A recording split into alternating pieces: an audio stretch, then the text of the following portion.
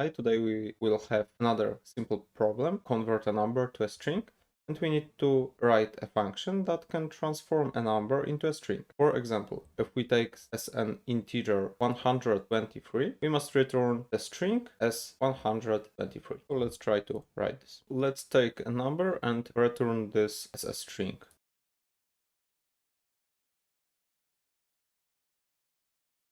We can check if it converts correctly.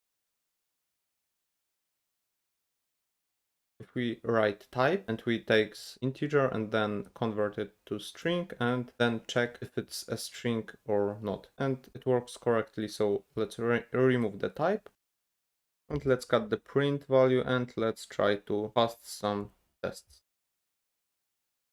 Oh, all tests passed, so let's submit and it will be all for today.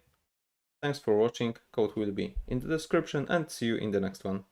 Bye.